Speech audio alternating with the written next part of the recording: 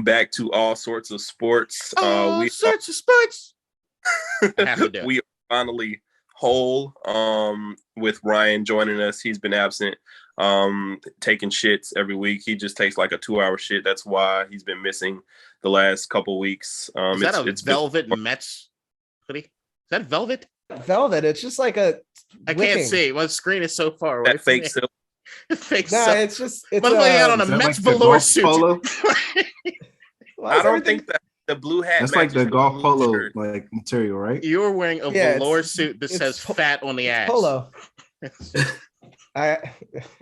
You're not wrong. You can't see below here. Wait, you got a Mets polo shirt? It says "juicy" on the back. Juicy. I'm wearing my juicy house pants. The eye goes right down the crack. With an opening and a zipper. I've been sick for a week. I'm running short on clothes. I think it's like a little flat, like old timey pajama shit. No, not a zipper. All right. Okay. So we're like 2 days into the NFL draft. And some teams have kind of killed it. I think some of our teams have killed it. Some of our teams haven't had an opportunity to kill it. And maybe one of our teams is just doing okay, trying to stay afloat. And so I would love to talk about that. I want to start with my Ravens because I think they're crushing this draft. A lot of some of their needs coming into the draft were like edge rusher, cornerback, tackle. And they've kind of tackled those needs in a different kind of way, in my opinion. So we steal Kyle Hamilton. Top 3 tackled those needs. I like it. Yeah, I'm just gonna let that go. We steal Kyle Hamilton, who is a top 3, top 5 guy in the draft. Get him at 14. And a lot of, people kind of like some of the media members kind of crush the Ravens in the sense that, yeah, they got the best player available, but, it's not really a need. I disagree. I think he kind of tackles our cornerback need because he pushes Brandon Stevens to that slot corner that we needed. So he does fill that need, and he's obviously one of the best players in the draft. He's basically young Ed Reed. And I love him. I loved him in February. And I'm glad we got him. We traded Hollywood Brown to the Cardinals and got a 23rd overall pick. And then we traded back from 23 to 25, got an extra 4th round pick. We now have 6 picks in the 4th round, which is fucking insane. Wait, y'all got a 4th round pick too? Well, no. So once we traded back from 23 to 25, we just picked up an extra 4th round pick. What didn't you trade away like a 4th round pick like to the Cardinals too? Yeah, so it was like a compensatory pick. So we picked. It was a 3rd rounder. It was overall like pick 100, which is like right before the 4th round starts. So yeah, we traded that in Hollywood to get a 1st. Yeah. Which if you look at the value chart, it has Hollywood's value as like a late 2nd round pick, and the value we got was a 28th overall pick. Just looking at the value chart, but anyway, pick Tyler Lindenbaum. At center, he kind of answers our offensive tackle. He's the best center in the draft. We signed Morgan Moses in the offseason, so now he kind of can be that backup swing tackle. Hopefully, Stanley comes back healthy, but even if they don't, we can move Morgan Moses to left tackle, keep Patrick McCarry at right tackle because he did good filling in last year, and so he helped us a lot. And then 2nd round, we get the guy that was picked to go to us at 14 before he tore his ACL, and David Ojabo. He's like super talented Nigerian guy, super good, kind of like a Hakeem really Olajuwon angry in terms of NFL. He just learned. He's only been playing like football for like 3 years, and he only did it because of he saw in high school a guy we already have, Odafe Owe. He only did it because he saw him playing football, and now they're teammates. I think that's going to be a deadly pass rushing duo in the coming years. I love what we're doing. And then we picked Travis Jones in the 3rd round, a guy people paid to be at least go in the mid-2nd round. So we've been getting a lot of steals. I love what the Ravens are doing. I will say, and I want to transition to go to Ryan, I love what the Bills did too. Love their picks. I like them getting that corner. I think they've done great. I like them getting James Cook. I think he'll probably take over and start there immediately. He should anyway, and I hope so for fantasy purposes because I plan on stealing him in the draft. But I think the Bills have done well. I think the Chiefs have actually done really well too. And I think that both New York teams have done a great job. Yep. Yeah, I would. So we got Khair Elam with our 16th pick, 23rd pick, 23rd. He is fast. He's a ball hawk. Obviously, there's our two main issues. None of them were on the offensive side of the ball. Were linebacker issues with the run game, just in terms of defending, and also people over the top. Elam is super fast.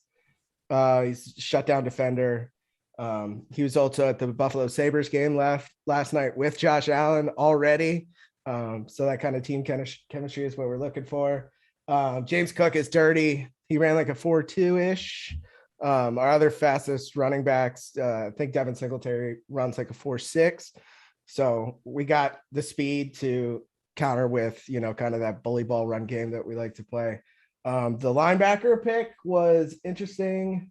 We got Bernard from Baylor. My only issue with him is he's undersized, which he's like 200 pounds. But maybe that's again to counter the run game, have a guy who can move laterally really quickly, make sure he's shutting down the runs. We're just plugging the gaps that we have. So all in all, I mean, we really didn't need any more offensive firepower, but we have a super fast running back now. So he's a cook. So I'm just assuming good things are coming. Yeah, Dalvin's his brother. I know. Yep. All right, Raiders draft coverage. Would you like to talk to us about Chris Angel? No, I didn't see it. So what about Ice Cube? Joke's on you. Ice No. Cube. Okay. I'm going to talk to you about Shitty Billy microphone. Parham because we needed offensive line help, and thank God we got him. I mocked this dude to our team maybe like 20 times. So thank God we got him. We really needed a guard, but he also played tackle and center. I believe He's a he was center too. swing guy. Yeah, but we've all given Alex Leatherwood a bunch of shit. Yeah, he's terrible. Like, no, I have a lot of offensive He's linemen average. are terrible their first year. See, he was bad. Like, I'm not even sugarcoating it. He went from right tackle there to push him in the guard because he was that bad. But I saw all the work that he put in this offseason. Like, have you seen the quote unquote videos from like when he first started to where he is right now? Like, shit, even looking at the end of last year, he looks completely different. And with a last we'll name see like what that. happens. He Let's become see. a Let's cowboy see. and a Let's see if he lumberjack. makes the jump. Shut the fuck up, K-Dot. Your team is coming. Let's see if he makes the jump that a lot of offensive linemen make between year one and year two. I'm hoping so. But we also have Parham there just to, push him and like get a starting spot. So I'm happy about that. We didn't have much else to do. I mean, we did get Devontae Adams for our first and second round pick. So, And look, we've all said this before. When you're drafting, you're kind of taking a shot in the dark as to whether or not they translate well to the NFL. If you can get a Devontae Adams for your first and second rounds. yeah. And we know how the Raiders have drafted in the first and second rounds for Oh, the yeah. past 5 years. Yeah. Let me bring that up too. We declined the 5th-year option on all 3 of our first round picks from 2018, whenever the fuck that was. 2019. Yeah. And so some of your Josh other Jacobs, first round picks declined their options. Yeah, Clee and All of them. like Jonathan Abram, Clee, and Josh Jacobs. So the one that I think could possibly come back might be Josh Jacobs, but we'll see.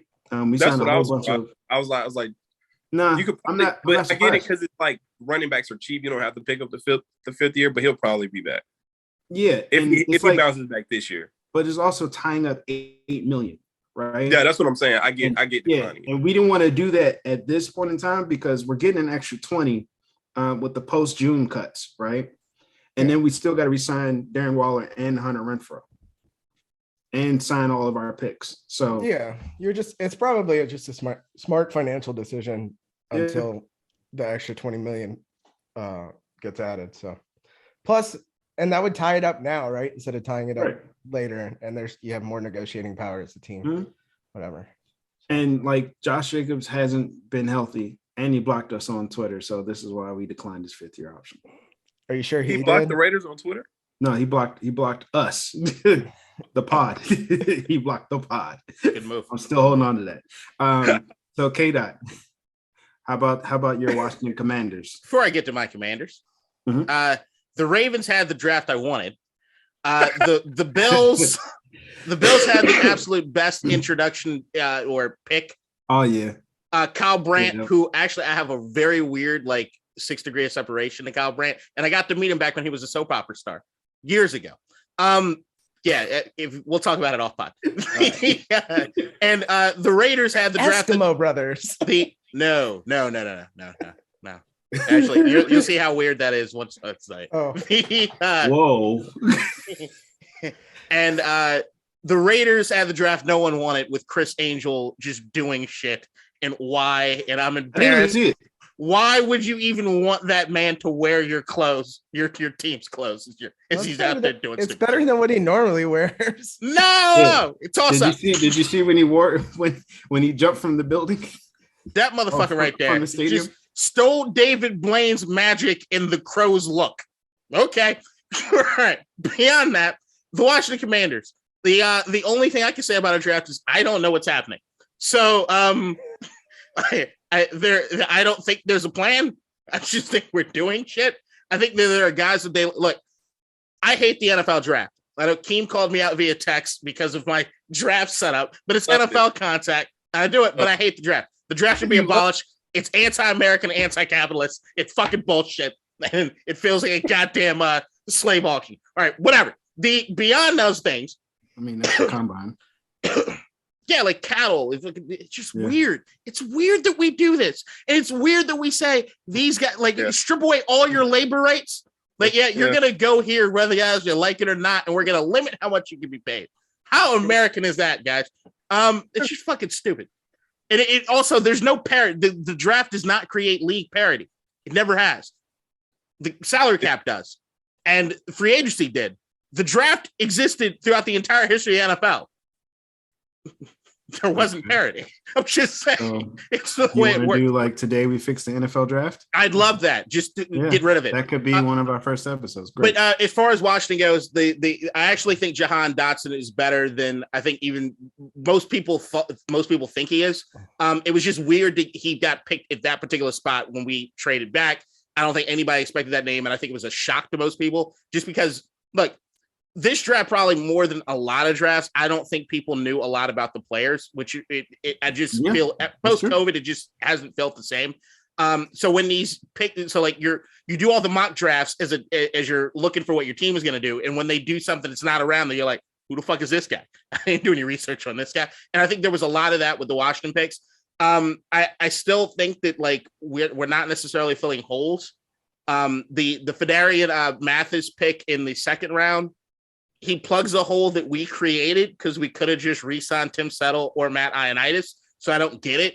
My favorite pick, I think, just from a player standpoint, not a value standpoint, is Brian Robinson, the running back out of Alabama. Just because I don't look at Antonio Gibson as a workhorse back, even though he has the body to do so. You know how many fumbles Robinson had in his entire collegiate career? Was that a zero? Yeah. How many times did Antonio Gibson in his short career get benched because of fumbling? So 77. there is an element that I like. I like that one cut power back kind of being there on the team because we did lack physicality as an offense, and I think that could be Washington's obsession with Alabama D tackles. Alabama players, period. But Alabama defense were just but here's the thing: it's worked out. Baltimore, unless they're fighting each other. So I get it. Yeah, I mean it's fair, but I actually kind of that's the thing. What I think if people understand, there are certain teams that just you're not worried about their drafts ever. Baltimore is one of them, unless it's a receiver. The idea is that you almost build this factory. You know where it is you're going to go for the type of guys you want because you know the coaching they're getting. You know it gels with the coaching that you're doing, and you just have the pipeline going, and you got the coaching staff and everything that knows what it is they're doing. I think that that's why, even though I think the Patriots reach like a motherfucker with Cole Stranger, who the only reason you pick Cole Stranger is if he's Stephen Strange's fucking brother and he has the time stone. There's literally no other reason to do that. But because it's New England and it's an offensive lineman, you kind of say, all right. Did you see what the Rams said? I watched videos. I did see a video of him getting ran over by every other defensive tackle that got trapped. All right, so I really like a defensive tackle that we picked. I love it. Look, it's like, I love the good. fact that they're putting all these cameras and everything in the war rooms and all that stuff.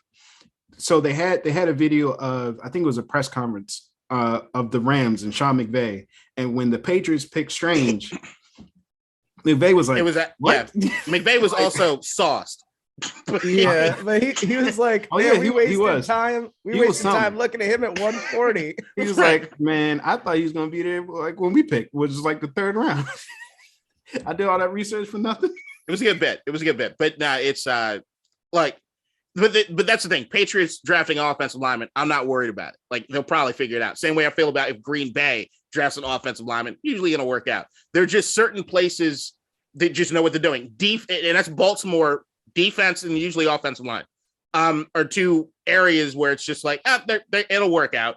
And even if it's somebody that also elongates some of these guys' career defensively, just come into Baltimore in a sense. Like, even if they're not off the charts crazy, they'll still contribute to our defense, and they should be able to for a few years. So like, Washington's kind of getting there with the defensive line thing, because you look across the league, there are a lot of people that are eating either at the outside linebacker position at 3-4 or defensive line that came from us.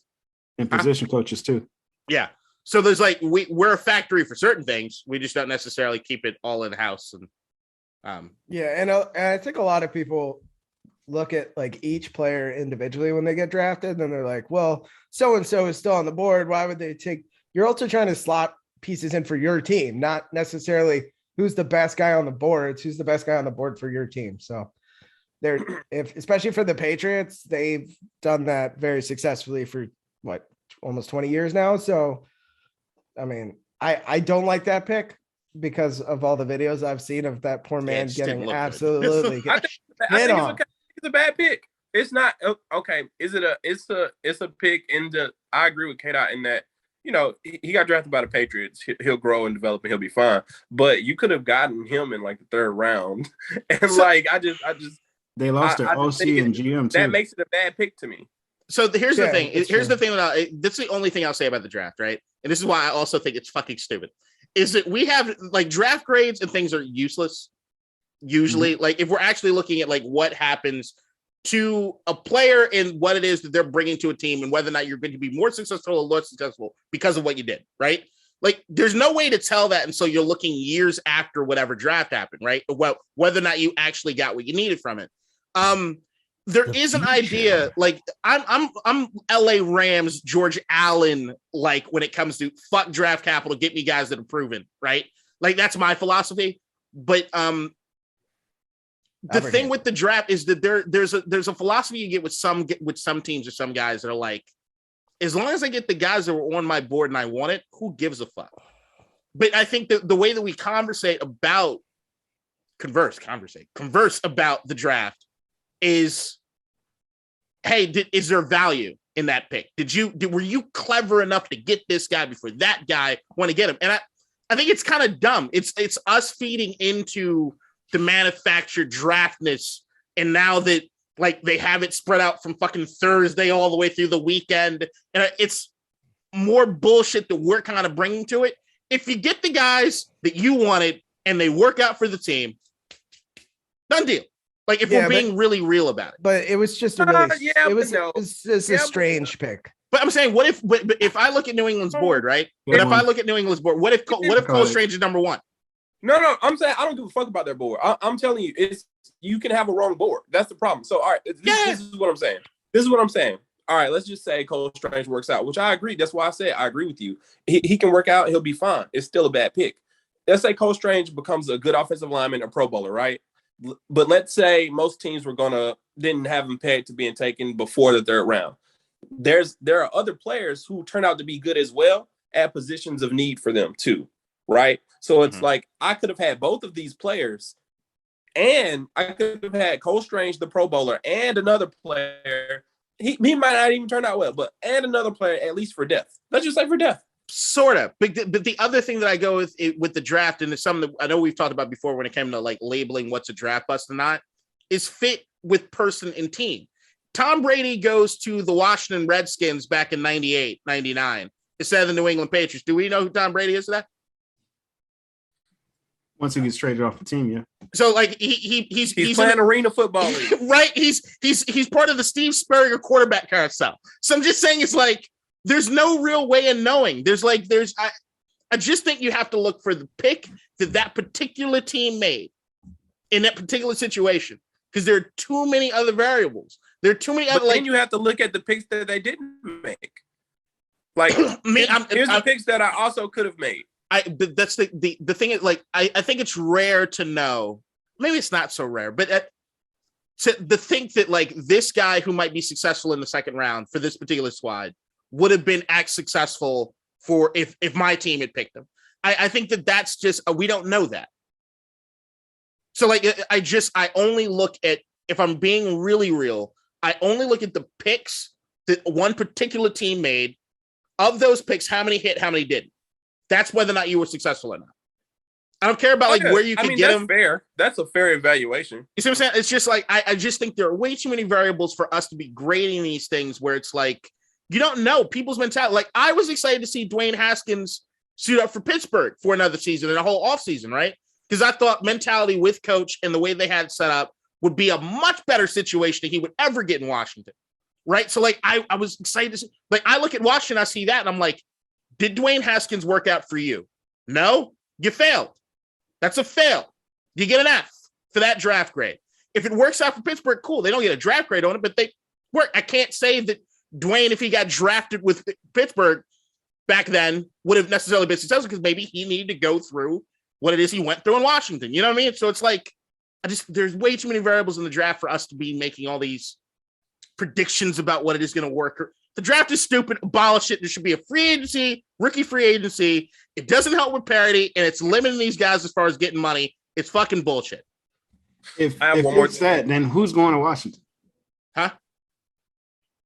But that's the thing, is that like there are ways to do it. Me and Brennan were kicking around, and I actually think this would be a good 15-minute out or unequal pain. But it's just there are ways in which you could do it with you either limit the number of rookies you can sign. So every team only has a certain limit, or you certain amount of the salary cap. There are certain ways in which you can finesse it, in which it's very, very fair. And maybe even afterwards for like those mid-tier, the low round guys, you then have a draft of them. But the top 10 talent should be getting paid significantly more and not having to wait 4 years to get the new deal, which is what we're seeing a lot of these guys are holding out and everything. I just wanted to say, I know there was some people like pushing back, like, oh, the Ravens, like Lamar doesn't have any weapons. I completely disagree. The most important thing about Lamar is protecting Lamar Jackson, and they've added to the offensive line. And so I think that's like number one. So that having a top tier offensive line is your number one weapon as a quarterback. That's your number one weapon. Not you could have two Randy Mosses on your team, but if fucking the defensive end is back in 1 second, then it doesn't fucking matter. It doesn't fucking matter at all. Unless you're the Cincinnati Bengals. If I remember correctly, I don't think it wasn't Hollywood Brown that was the MVP. It was Lamar Jackson, right? Yes, correct. Okay. Correct. And Hollywood Brown did not have 1,000 yards during that MVP season. Oh, he didn't? I would just like to add. Oh, he didn't? Just got yeah, so it's still Lamar Jackson. But his name's Hollywood. I'm gonna get to Steve. I love Steve. That's my guy. I love Steve. Steve need to calm it down a little bit, though. Dude, why? Hold on. I'm getting real sick and tired of all the Baker slander. First of all, that man played with a torn body last year. Like, and still went out there and tried to gut it out. And everyone's like, fuck, I don't want Baker on my team. You kind of do, right? I'm not talking about that, but I understand that too. I do think Baker's been a little like, he's taking some hits that he probably shouldn't take because he's a little bit better than teams are making him out. I mean, teams are making him out, and he's better than any of the quarterbacks in this draft. So they're going to do that because, like, why hype somebody up and then I got to pay more for him. Like, you're telling me Desmond Ridder is better than Baker Mayfield? I would have lots of tape to suggest otherwise. Matt I'm Corral just is saying, either. Darnold. Matt Corral Yeah, right? is either. But But anyway, about Lamar, I think as far as the wide receivers that we have, we drafted Rashad Bateman last year in the first round. Like, so we have a guy that can actually get off the press, run routes. He's not a one trick pony, kind of like Hollywood Brown. And I think Hollywood he doesn't. I wouldn't say he knows, but he said he wanted to be used differently. That's what he told I Am Athlete. He wanted to be used differently in a similar way to how he was used in Oklahoma. He said it's not about targets because he was one of the most targeted wide receivers in the NFL. Lamar loves throwing to Hollywood, so it's not target. He was like how he's used, and I think that means he doesn't want to block. He also doesn't want to run comeback routes. He doesn't want to run 10 and in way and go deep and maybe run some more quick slants and also go deep. And he wants to run a quick slant like every other play, but he also wants to go deep. And so that's fine. Well, it's and good because the Cardinals aren't going to give their quarterback any time, so he should not be getting that ball at those deep routes. Listen, he takes the top off of defenses. I respect that, but he can easily be replaced, in my opinion, by there are so many free agents. I think you get a Jarvis Landry, you get a Will Fuller, you get a Julio Jones, and you don't miss Hollywood Brown at all. You actually upgrade, in my opinion. And I think the receivers that we have with Duvernay, Prochet, and Rashad Bateman are fine. Plus, we have one of the best 3 tight ends in the league. I think they need to sign like a veteran wide receiver. They don't necessarily need to draft one, but I wouldn't be mad if they draft like Justin Ross or somebody. But they can draft one. But all you need to do is sign a veteran wide receiver, and we'll be pretty good. They need their new Derek Mason / Steve Smith. Hey, or trade for that Debo guy. Fair enough. Yeah, I will say Debo is not going anywhere. I don't think. Jury's still out for me on that. But I will say this, as far as the draft and what I'm seeing this offseason, I think what we're looking at and is coming up soon is a reckoning of another position in the NFL, which is wide receiver.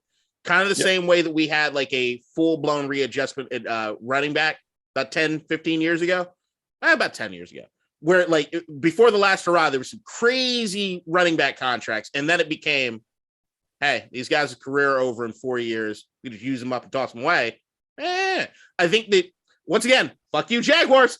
But they kind of brought the onus on everything. But I do think right now what you're seeing with a lot of these teams is like, hey, we could pay for this, but all the receivers that are coming out as rookies can usually plug in and play. Why would we overpay when we can get cheap services for 4 years and then offset you and try to get somebody new? Which goes back to abolish the draft. Abolish it. Just abolish it. All right. Well, that's it for me, guys. I'm gonna let you guys rock out. And Annie, for me, what the fuck voice was that? You sound like goddamn. What was that? You guys later. He's got his brush voice on. You about to eat some avocado toast. This is my brunch voice. Okay.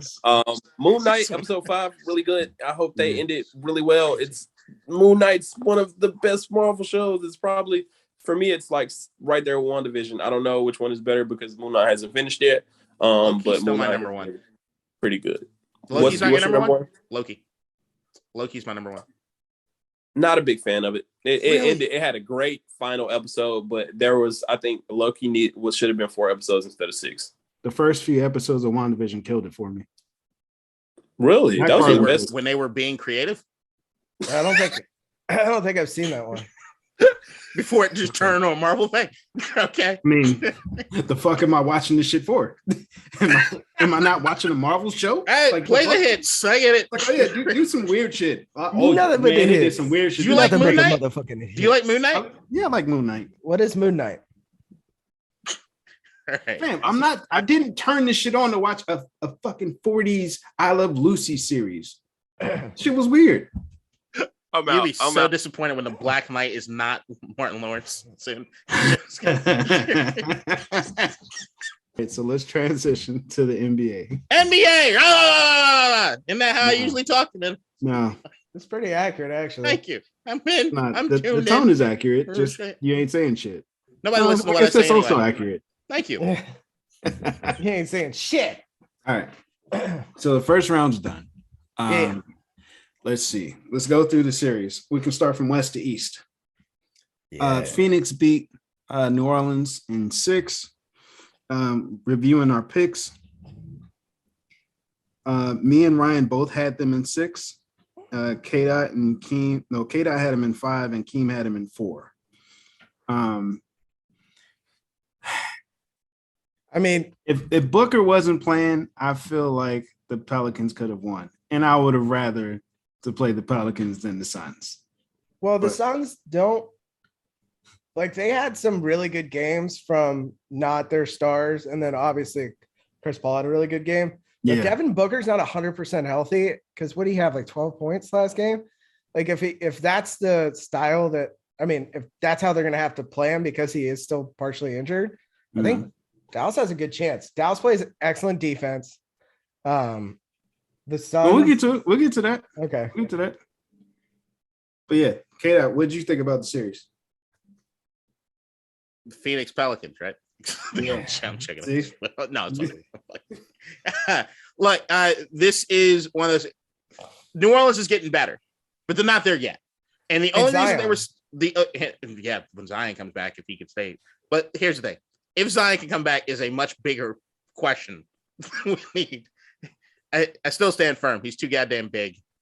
He's got to figure out what he wants to be. No, he's looking good. He looks great. I mean, that's the thing. But if he can come back and figures out how to play within his body and not get hurt, what every does he fucking actually do? He's one of the most prolific paint scorers ever in one small segment. That's what he's going to do. He ain't doing that. All right, whatever. Regardless, when he was healthy, he didn't nothing to do with anything. Does Zion play? In the playoffs? Well, he couldn't because he got cleared by the doctors the day after the playoffs. Once again, so I'm not. If we're talking about the series, New Orleans is ascending as a team. The trades and everything that they've gotten and the squad that they have, they are going to be getting better. And adding Zion to the mix, to me, only just because of his athleticism, can make them even better. Beyond that, Phoenix right now, I think the only reason New Orleans really stuck with them at all was because of the Devin Booker injury. Chris Paul had one of the greatest performances I think any of us ever seen as far as a playoff game, where 100% field goal, like just incredible.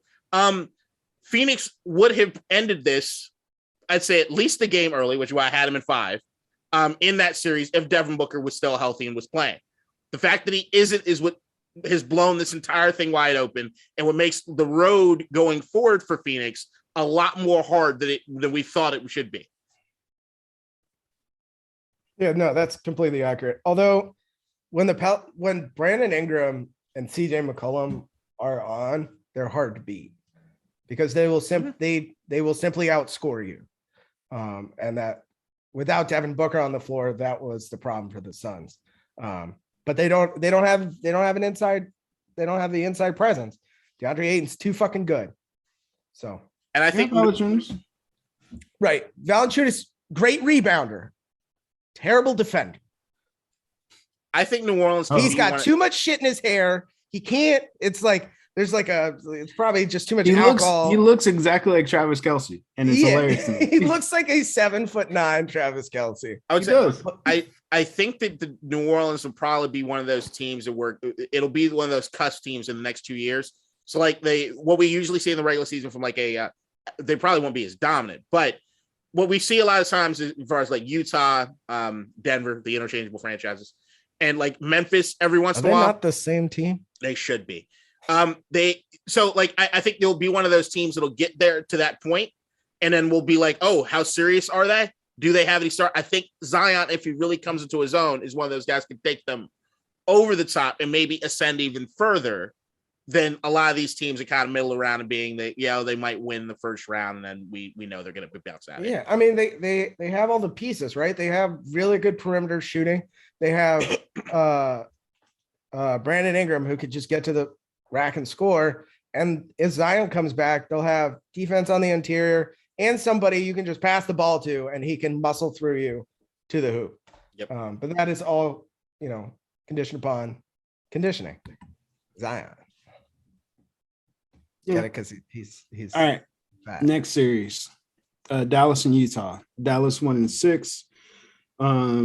Rudy Gobert is soft. It looks like everybody but K-Dot had the Mavs in 6. You had the Mavs in 7.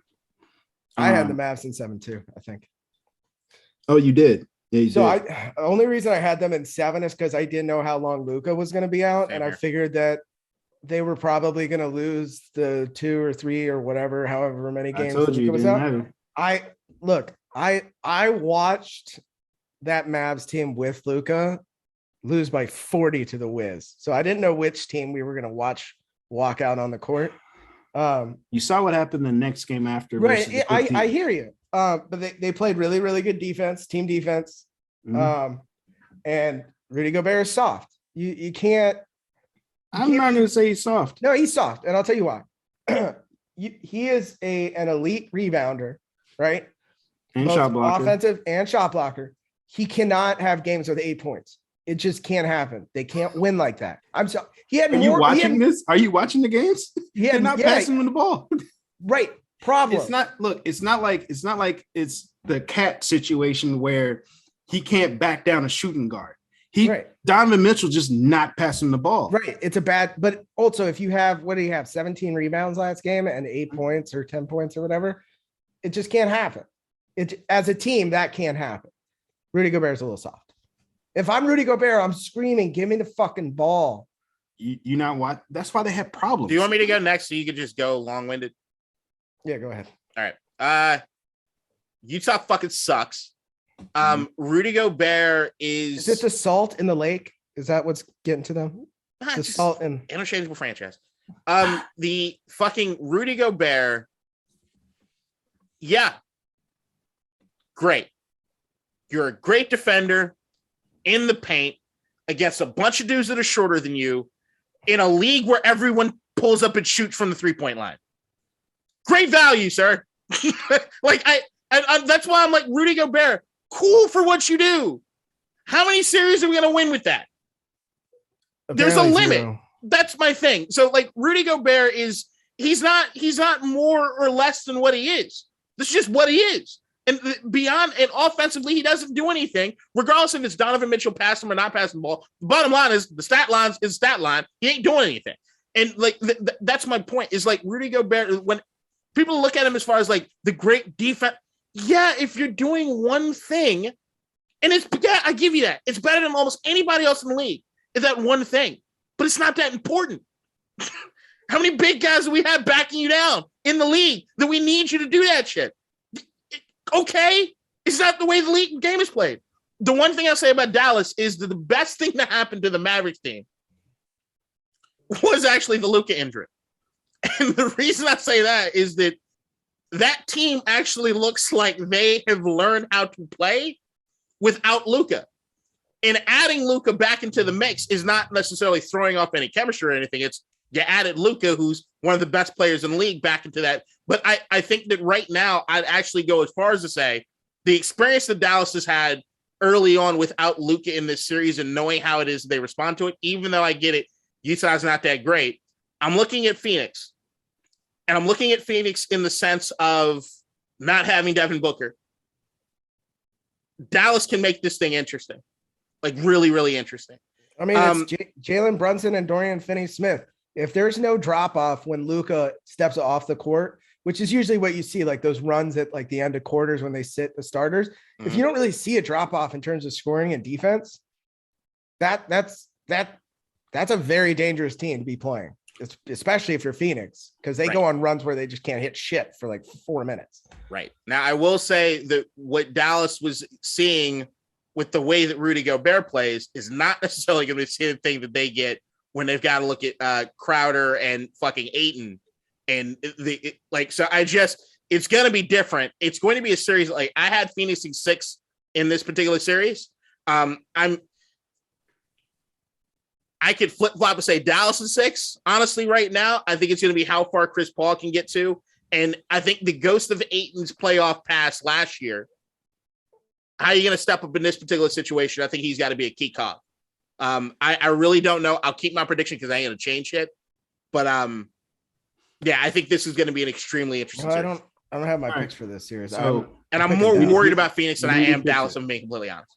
All right. So going back to the Dallas Utah Jazz series, I blame coaching a lot because there's certain series that you can't play Rudy Gobert really because we had stretch fives. We went small and you had Maxey sit in the corner the whole time and Rudy Gobert protects the paint.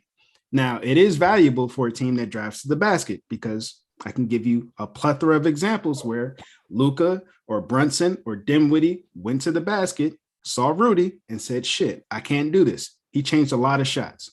Okay. It doesn't show up on the stat sheet, but it does affect the game. That's one thing.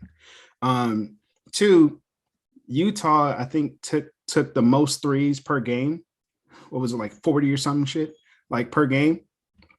And we held them to about like half of it.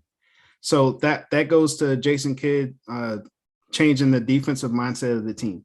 They shot 25% from three. Yeah. And that's also a coaching failure in my opinion, because Bogdanovich, I think that's how you say his name, was one of the big shooters on that team, but he for some reason had him sticking Luka, which made him tired on offense. That's why he had bad offensive games, but he was one of their best shooters. And also that means you're going to pick up fouls. Yeah. Donovan Mitchell plays hero ball. Like, it's not going to work. They don't pass Rudy the ball in the paint, which is kind of like, all right, if you're going to have him be a defensive liability because you have small people like or small centers or whatever out on the perimeter and shooting, why don't you have Rudy Gobert take advantage of that in the paint on the offensive end? That does go to Rudy because he doesn't really have the best offensive game, but he shot the ball pull six a Boban times and just turn around and just dunk it. Like Maxey cannot stop you in the paint. You said he what? shot 6 times. Yeah, he took 6 shots. That's the thing is like he doesn't do it even when given the opportunities to. Royce O'Neal. All right, tell me how many times he got the ball in the paint. Royce O'Neal.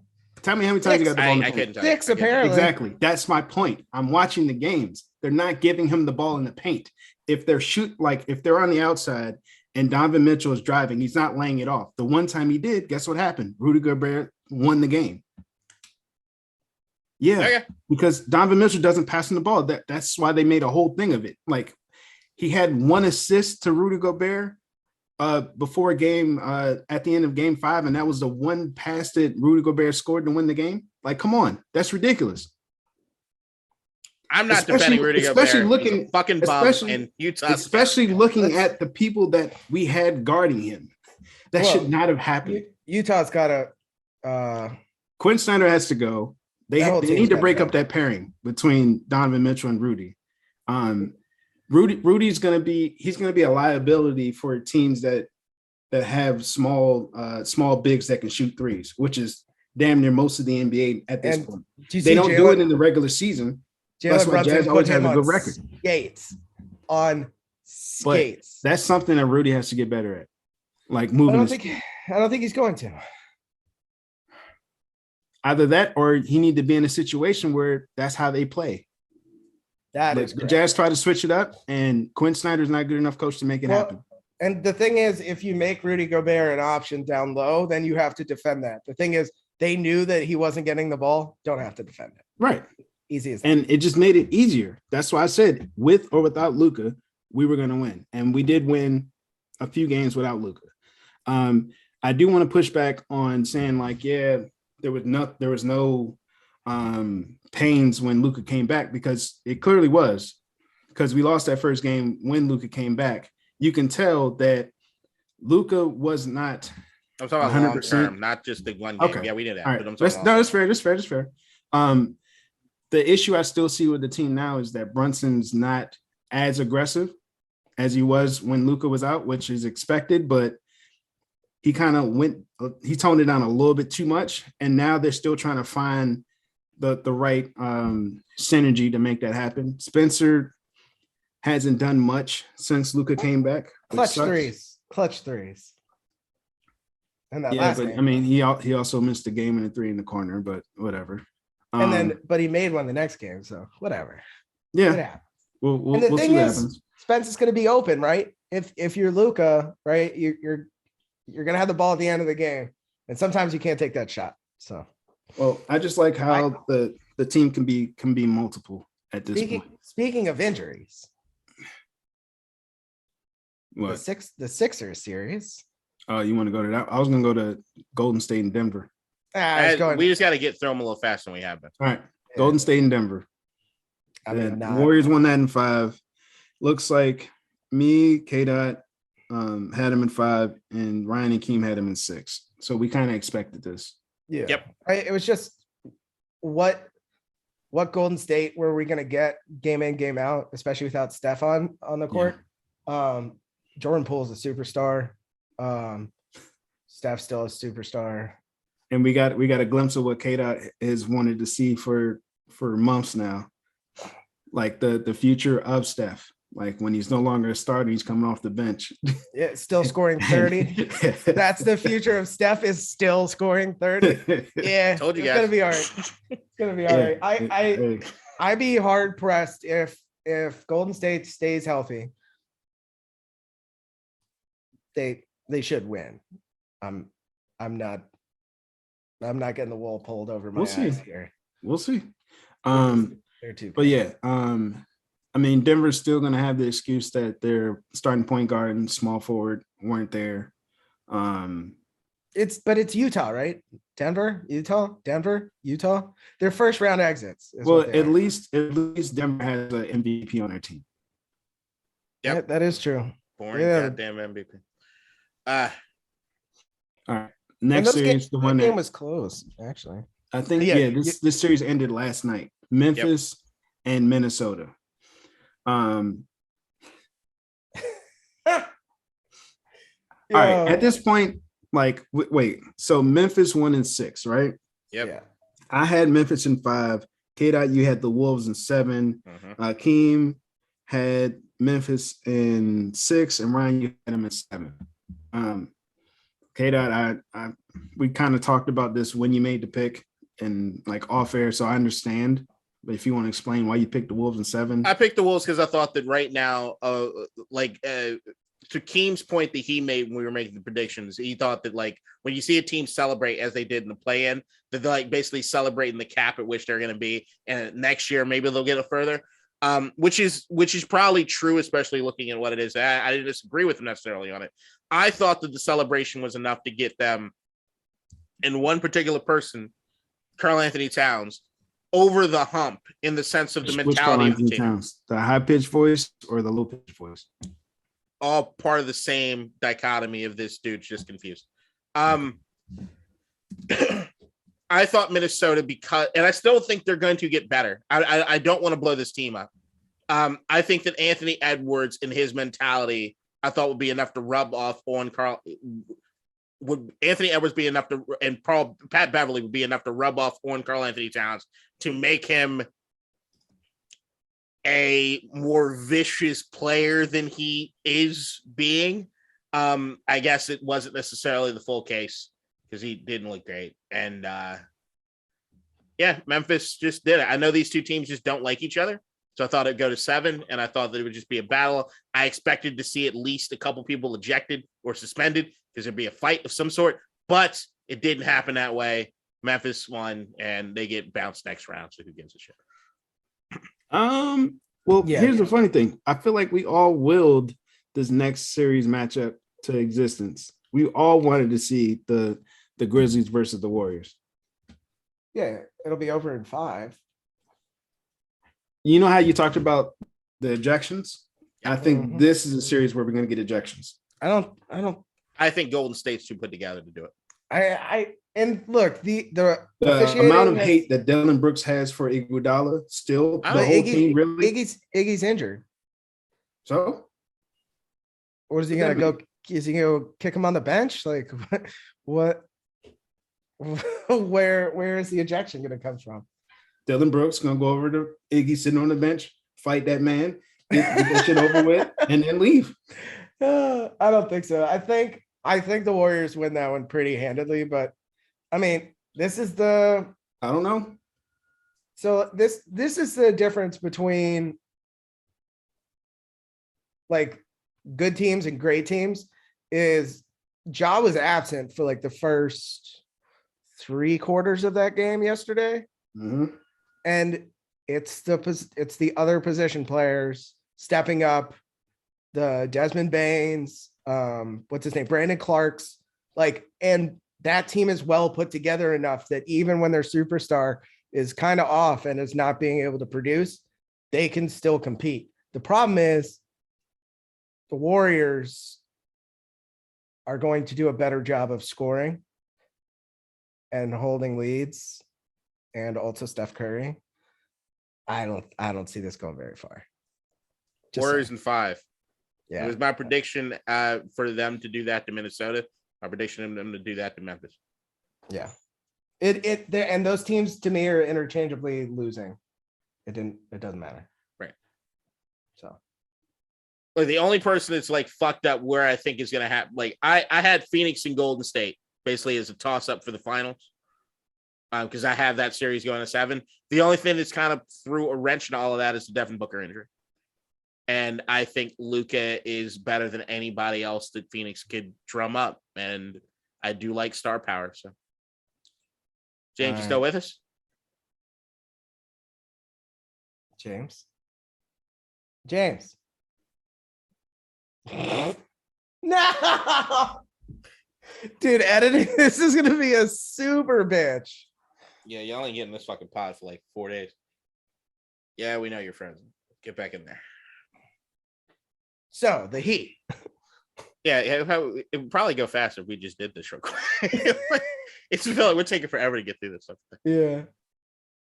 So my internet went out, and I'm using my hotspot right now, so I don't know how bad I'm gonna sound. It's pretty You bad. sound fine. You sound the fine. video is horrible. Oh, really? All right, so I just try not to move. Should I host now? Should I take over? Set? Yeah. It's the third host. Yeah. All right.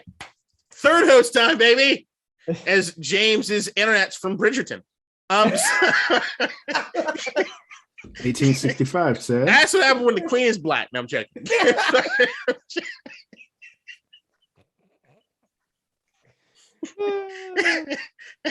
Hey, man, you guys want internet? Fuck no. All right. So we're done with the West. I guess we can make our predictions real quick as far as what's going to happen in the Western. It's not the conference finals. It's the conference semifinals, right? Correct. All right. Phoenix, Dallas. Who's your winner? How many games, Ryan? Mavs in 7. Are you writing this down, James? Cool. James, who you got? Phoenix, Dallas. I have Dallas in 6. Keem has Suns in 6. I have Suns in 6 as well. Next series in the West. What is it? Golden State, Memphis. Ryan. Warriors in 5. James. I have the Warriors in 6, and Keem has the Warriors in 5. I've got the Warriors in 5. All right. On the East, do we have any thoughts? Miami beat the Hawks in 5. I know I had Miami in 6. Does anybody way off on that? No. Anybody have any thoughts as far as the Miami Hawks series? Or I think that was the one that was probably the most Yeah, I think we all figured that's how that would end. I'm surprised it wasn't in 4, but basically everybody gets a game if you get to play one at home. So, gentlemen's sweep. Yeah. All right. So next up, I'm going to save that. Yeah, let's fight. Let's go. All right. Sixers beat Toronto in 6. So the dream lives on for K. Sixers. At least I don't really like the Sixers just warm rolling with these playoffs. But they did beat Toronto. Something happened in this last game, though. Wait, are you telling me that a Sixers team managed by the Doc mismanaged their last game? Before we even get to that, did anybody have the Raptors winning it? Oh, James. Oh my God. No. They couldn't have, right? I didn't. No, you know what? That's wrong. James did. James had the Raptors. Did he? Daddy did. Well, we won't know now. Yeah, we won't know. Fuck it. Me and you are just gonna finish the fucking thing off, and then we can set. You got pen and paper? Yeah, I got it. All right, let's write our picks. Fuck this shit. We're fucking waiting. all goddamn day Saturday doing this goddamn podcast. Yeah. All right. Sixers Heat. All right, Sixers Heat. I have the Sixers in 7. You are just trying Dude, it was my prediction. That's what I'm sticking with. And look, Joel, look, they didn't put a time settle on Joel's return. He's got a broken orbital and a play with that. You concussion. just put the mask thing on. He's out for the concussion anyway because you're required to be for 5 days. Cool. So he misses what, 2? I think in 7 sounds about right. I think we're good now. Oh yeah, you do sound a lot better. All right, cool. All right, so Sixers Heat. K-Dot has the Sixers in 7. Going back to the Philly. We're not going back. We're not going back, even though you picked the Raptors. No, I so didn't. Tell us why you got wrong. Wait. Oh yeah, I did pick the Raptors. Yeah, you did. Why'd you get it wrong? Why'd you get it wrong? They lost. It was close games. They lost. The fuck you mean? Like, why'd you think the Raptors were gonna win? I thought the one like based on what we saw, like I thought they were gonna pull it out. Yeah, it's like it's not like I was completely wrong. Like the fuck. Yeah, and then you're gonna talk about how Doc Rivers left Joel Embiid in the game when they were up 30, and now he broke his fucking eye and has a concussion. That's what we are going to talk about. Okay, yeah, we were there before you rudely okay. Internet. And y'all and Kata, I remember you specifically gave the Heat so much shit about being the number 1 seed, and then giving them so much shit about being the number 1. You said they were terrible. I didn't say the Heat was terrible. Never said the Heat was terrible. Okay. So the Heat are going to win in. No, I still have the 76ers winning it. I just said that the Heat, while the Heat is probably the most complete team in the outside of Boston, they're probably the most complete team in the East. They just lack the superstars the other teams have. And I usually in the playoffs pick superstars. So like if I'm looking at the Jimmy Butler though. I love Jimmy Butler. He's not the class of superstar Joel Embiid. He's not the class of superstar fucking Harden. I love Jimmy Butler. Harden is not a superstar in the playoffs. Regardless, if I'm saying superstar or not, if there's a ranking of players, maybe in the playoffs, yeah, I probably do want Jimmy Butler over. I do want Jimmy Butler over James Harden. But if we're looking at actual caliber of player, what caliber is? I got the Heat roster more than the Sixers roster in the playoffs. The caliber on the bench for the Sixers is going to be better. Yeah, no, Bam Adebayo without Joel is 100%. It's about to be a problem. But I still have the 76ers at 7. I got the Heat in 6. You got the Heat in 6. Okay, I have the Heat in 5. I want to go Heat in 5 because if they don't, I think if Joel comes back, he's going to be a problem. But we don't know if he's going to be back. Right, and that's another thing is that I've never said any team in the East sucks except for Atlanta. I think I gave shit to because you remember my prediction is okay. So it wasn't about the Heat; it was more about Atlanta. Right, yeah, I think Atlanta sucks. The fucking hairy lollipop. All right, you go ahead. Hey, that ice tray got melted. That's all I'm saying. He looked terrible. No, you can take over host duties again. I don't want to do it. We got Bucks and Bucks. Right, Celtics. so Bucks versus Celtics. Yep. This is probably the hardest one for me to pick. Me and Keen both have Boston in 6. No Chris Middleton. That's why I'm gonna give the Celtics the win. But have you seen Grayson Allen shoot? Fuck him. I think the Celtics are looking a little championshipy. A little. Yeah, a lot of bit. And now Robert Williams is back? Yeah. Bill Simmons prediction. I look too stupid now. And Chris Middleton got hurt. So yeah. Look, I think it goes 7, but I think it's Celtics in 7. Okay. I think Giannis probably scores 35-40 a game, but it's just not enough. Mm-hmm. The Celtics are just very good and very good defensively. I'm going Celtics. Okay, I'm going to stick with what my original prediction was. You're like Doc Rivers. I'm not going to pivot. No I don't care. I did fucking no. Here's the point. And then look at the. I can tell you why. Man. I can tell you why. God. Hey, whoa, James, chill out before that Bridger internet comes back. The Bridger net. Come on, Kata. James sends the link to that fucking NBA Pick'em thing, which is how I'm keeping track of what I picked. I can't change anything, so I'm sticking with what I have. That's literally it. As That's long the as my dumbest shit as long ever. as my That's some finals Doc pick, Rivers shit. as long as my finals pick is still alive in here, I'm just gonna roll with it, regardless of whether or not I think it's possible. That's why I'll explain what I think is gonna happen, and I'll make my pick. Boston's incredible. Chris Middleton being out is terrible for Milwaukee. Milwaukee in 6. God damn it. No adjustments. Never give up. Never surrender. Yeah, because my initial game plan, which is Milwaukee's winning this thing, is Giannis is gonna power it to the finals. I don't need to overthink this. It's what it is. The only thing is like the Phoenix over Golden State thing is the only thing I'm kind of kicking myself over. Is like I really did want to pick Golden State to be in the finals against Milwaukee, but I didn't do it. Well, it's going to be Dallas in the finals. And just know that won't happen. They're going to win. It might. It might. Yeah, It's only 4 teams left. The only team that can play defense, I think, against Golden State and match them offensively is Dallas. All right. Let me ask you a question. Who's guarding Luka? I don't care. The only thing that the only thing that I think we need to talk about before we wrap up the NBA segment is what the fuck is going to happen in Brooklyn? Oh, I think they're going to run it back.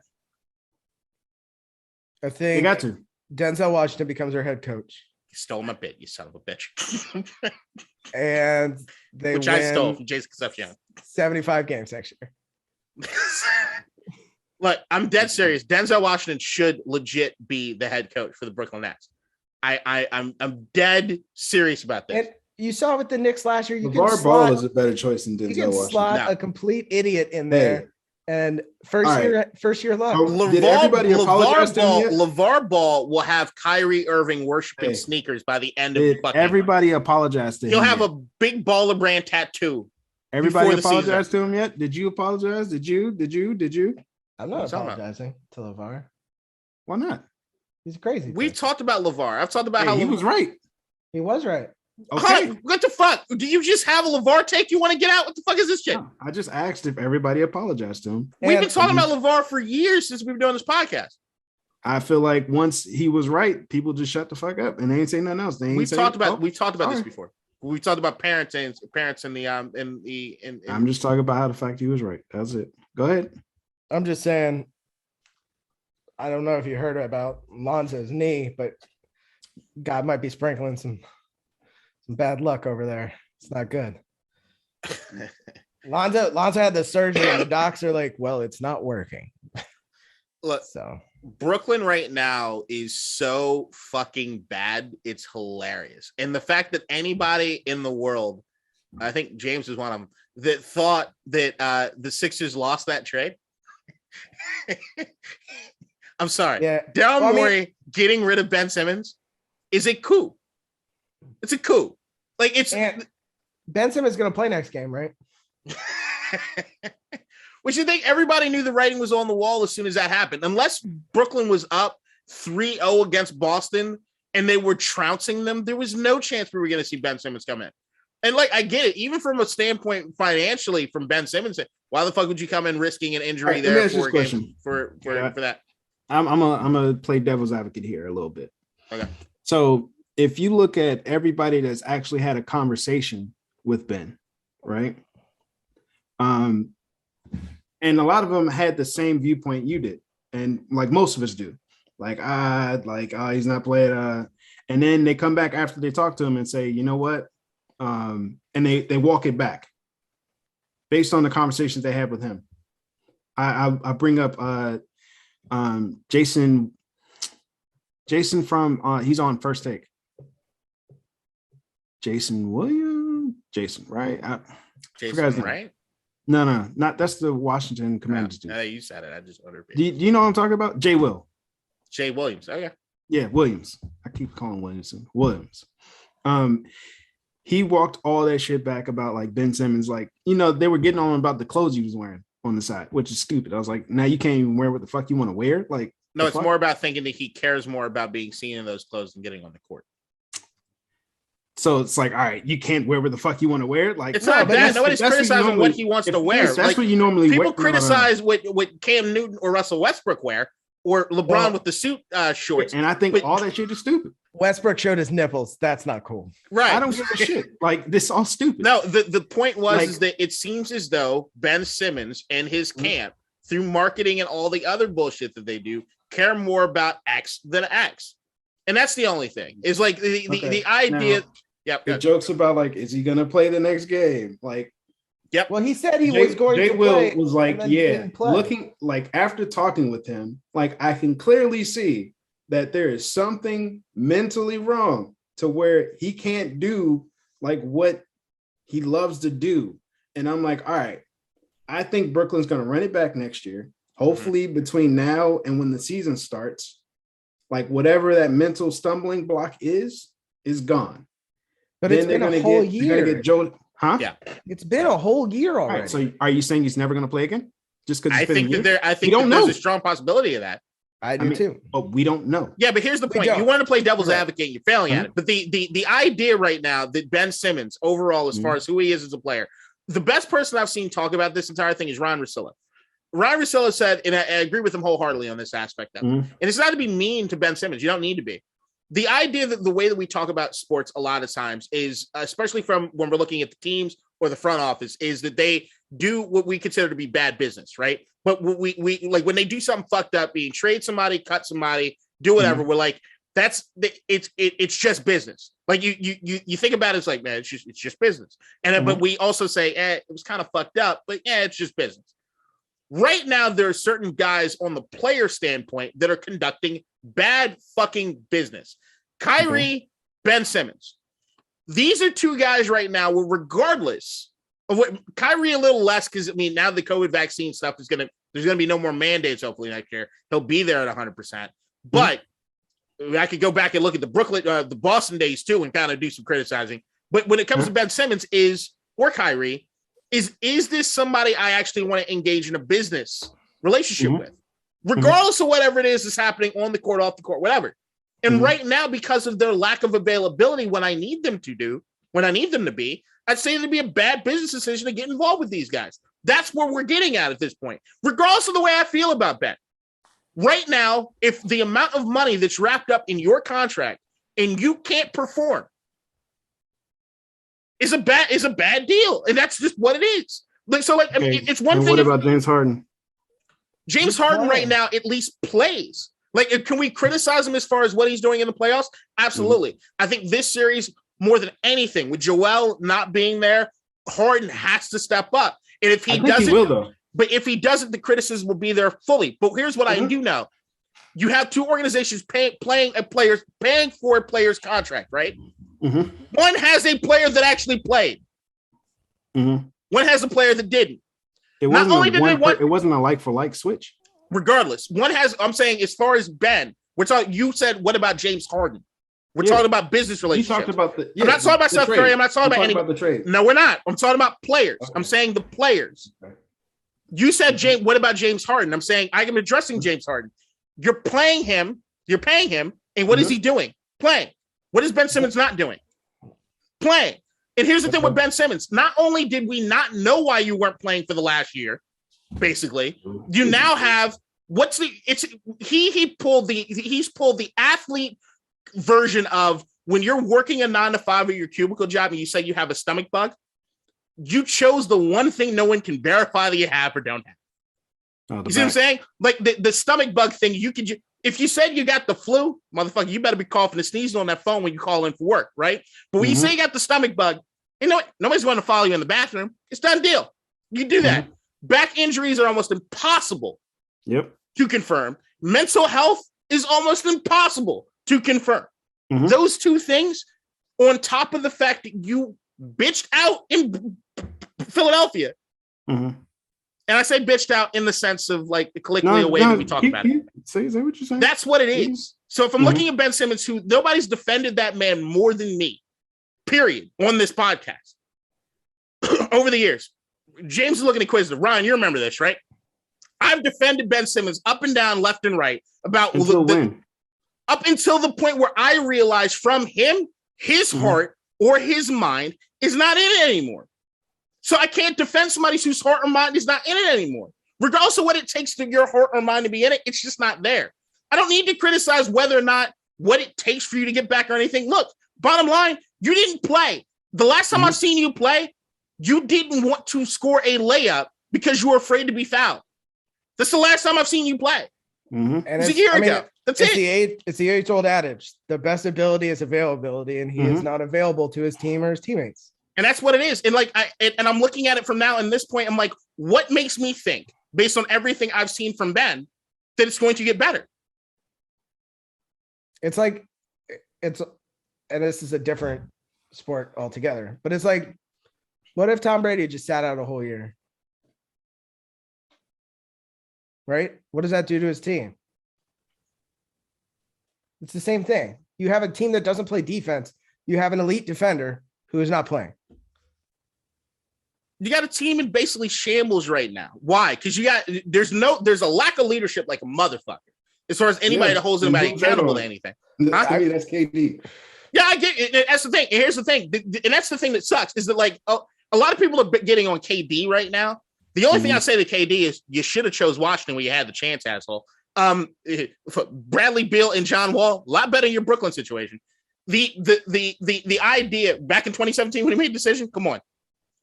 Anybody think he should run that back? Look, he should have just stayed with the Warriors. Like no, because he needed to prove something to himself and to other people. Didn't prove it yet. That's what I'm saying. I'm saying that if he can make that decision again to go somewhere else if he wanted to do it, with John Wall and Bradley Beal would have been a much better situation. To be honest, I think if he could do it all over again, he would go to the Knicks. Regardless, I mean, go deal with James Dolan. But outside of the Warriors, if he had to leave, yeah, go deal with James Dolan and the Knicks. That's cool. But the idea of Brooklyn and what it is, you handpicked these dudes to come with you, right? Well, you handpicked wrong twice. Yeah, well, 3 times because you picked James Harden too. Yeah. So like the idea that KD, I'm like, yeah, you lie in the bed that you made. But with also KD, there's no denying there was no one this season trying harder than that motherfucker. So like I'm not gonna say that like he didn't put forth the effort. He's dealing, he's laying in the bed that he made. Cool. Also, I don't feel sorry for him. James Harden, Kyrie Irving, and KD still on that team probably makes it out of the first round. With Ben Simmons on that team, not playing, they had no chance. Easily. And that's another thing. I'll say absolutely. Why? Availability. Exactly. Wait, who they played? They played Boston, right? Yep. Yeah. Boston probably still would have won, but Boston probably still would have won. Has no interior defense at all. They would have had a before chance. That trade. Boston probably. It's not. They don't get didn't swept. Have shooting either. They don't get swept. Joe Harris was out. Yeah, they don't get swept. They lose in 5. They might, but I'm saying they don't get swept. It doesn't look like this. Okay, cool. They lose. It doesn't. But but that's bottom line. It just doesn't look like this. And I don't look at the Brooklyn organization right now being like, "Yo, what the fuck are you guys gonna do?" Because I mean, you can try to run it back, but I think everybody at this point, all these guys are a year older. At this point, we haven't seen Ben Simmons play in how long? And we got an off season him playing against YMCA players on Instagram, like working on his jump shot. I don't know. Like no, it's back. Hopefully, whatever happens, he gets mentally ready before the start of next season. Yeah, if he doesn't at that point, it's like, all right, then you go to, all right, is it time for you to walk away? Yeah, it might be, but I'm looking at the Ben Simmons thing right now at this point. Fuck the vitriol of calling him this or calling him that. The bottom line at this particular point is the same way I look at like an NFL player that can't get their knee right. I'm sorry, bro. It's just now bad business. I can't offer you that contract.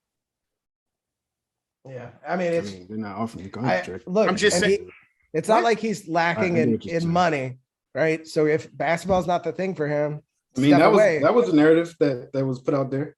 No, I'm just saying. That's why he's. But that's why he came back showed back up in Philly. Look, Ben Simmons is not going to have a lack of like people there, and hasn't had a lack of people there to support him, or at least trying to. So if basketball's not the thing for him, he's never, there's other things that he could be doing. But to sit on the bench and not be available and helping your team is not the way to go about it. You can't just sit there feeling sorry for yourself for that long. Eventually you got to take it by the horns be like, basketball is not a thing I can do, but I'm not going to put you guys and your careers at risk because I'm unavailable and I can't do this. Eventually you got to say, this isn't for me. I'm a detriment to you and your team and your careers. I got to step back. I got to go do something. So if somebody's paying you $30 million, you gonna give that up? If I'm not a selfish bastard, yes. If you I have to, right. If I actually think that the reason here's me. Okay. And I know that if I've already made multiple $30 million in my career, and I'm sitting now at a particular point.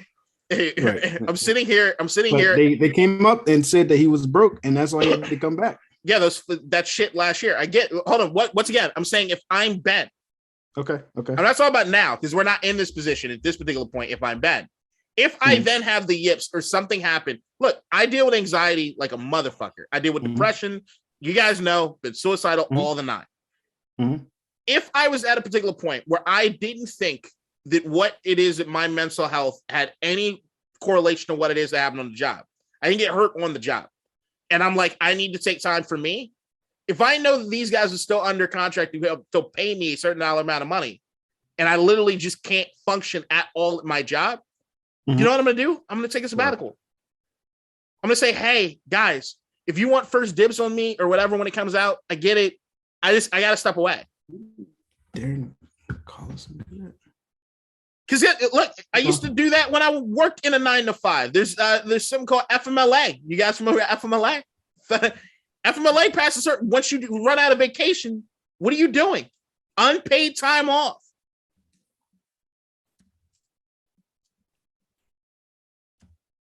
Continue. That's all I'm saying. It's like that's it. That's it to me. Well, I'd be the first to say, if I think people are being like truly unfair and mean to Ben, cool. But at this particular point in time, it's you have done everything you can to kind of put the spotlight on yourself. You guys are the ones that keep hyping up your return or anybody, and nobody else is doing that. I will say also, Clutch does not look good through all that. And I know I brought that up not at all. Last season. They look horrible. Clutch has looked bad for a couple of years now. Yeah, especially with the Anthony Davis shit too. Yes, Clutches look bad. I don't know who the fuck. I've been wondering what Clutch's relationships with certain people are or why they do the things they do. They're looking bad now. Look at it from what an AD situation altogether. He wanted off the team. He wanted to go to the Lakers. Who plays on the Lakers? LeBron. And Clutch is run by what was it? Maverick Carter? Yep. Yeah. So it's like, you know what? I'm gonna do all this shit. This is what you need to do to get to the Lakers. And there you go. Yeah, when that LA franchise, when that Vegas franchise pops up owned by Clutch, y'all have fun. Yeah, man, it's gonna be a mess. Yeah, I mean, they already put the feelers out there saying LeBron saying he wants to own a team. I know that's gonna be shit. And then you know what? They're gonna get the pick, and then guess who's gonna pick? Bronny. Floyd Mayweather gonna be the one on the sideline, ain't he? Look, I can see Floyd Mayweather courtside. He's Spike Lee of Vegas. Maybe Serena, Lewis Hamilton, David Beckham, all of them gonna pitch in and own a team. And it's gonna be in Vegas. All right, we got any more topics? I'm done. Yep. Let's go Mets. Final thoughts. Who's going first? I'll go first. So the Capitals playoff series begins on Monday. They were on a 3-game losing streak. They do not have Ovechkin. Fuck my life. And the Mets, for the second time in their 69-year history, last night threw a combined no-hitter. They have one previous actual no-hitter thrown by Johan Santana. The Mets are good. The Mets are very good this year. Thank you, Washington, for Scherzer. We needed him. Thank you. I haven't watched. I just started Peaky Blinders as far as a new TV show. Can't wait to get. Is that any good? I'm only 2 episodes in. It's already off to a good start. I know I'm gonna love it. I know it was something I was gonna love, so I'm good with it. I am a little. They got like contemporary music that plays during it, which kind of throws me off a little bit. Period like pieces with like, yeah, not even hip. It's like newer Celtic rock. It's like, but I listen to some Celtic rock shit, so I don't know. Yeah, the only thing I guess I use this final thought for is abolish the NFL draft. It is fucking nonsense. Like we've done the whole. It does not help with parity in the league at all. There's no correlation between having X amount of like. You just got to get the right rookies, and it happens from all over the draft. How many teams do we know are perennial first or second pick teams that still suck? The draft and the biggest thing that you know the draft does not work is the draft existed throughout the history of the NFL. And there were tons of times where there wasn't parity in the league. What happened with free agency and the salary cap has done more for parity than anything else. And that's what we need to be brainstorming is ways in which we can find an alternative to the draft. Because asking these guys to then the NFL teams are taking advantage of these rookie contracts, especially when you're seeing these receivers come in, like a Deebo Samuel or anybody else, they're getting used the fuck up on their rookie contracts to a point at which the second contract is barely anything, or it's getting really, really fucked up, and we need to be talking about it a lot more. These guys deserve to get paid what the market deems they should get paid based on their skill. And if that means that we need to include like a no trade clause, a non-waivable no trade clause for the first 3 years to make sure that they're bound to stay in big places, cool. But we got to figure something else out and make this market a little more free. Okay. Go Bills. My final thought is going to be quick. Rest in peace to Candace. I don't want to talk too much about it because it's still getting information. But yeah, so there's that. And then I think Mino Raiola passed away this morning. It was reported yesterday that he passed away, but he was still alive. But he did just pass away, maybe like a couple hours ago. His actual account tweeted that one out today. Damn. Yeah. All right. So great episode, guys. It was a little disjointed, but we got there. Yeah. Right. We had three different hosts. Yeah. That could be a thing where we just do like round tables.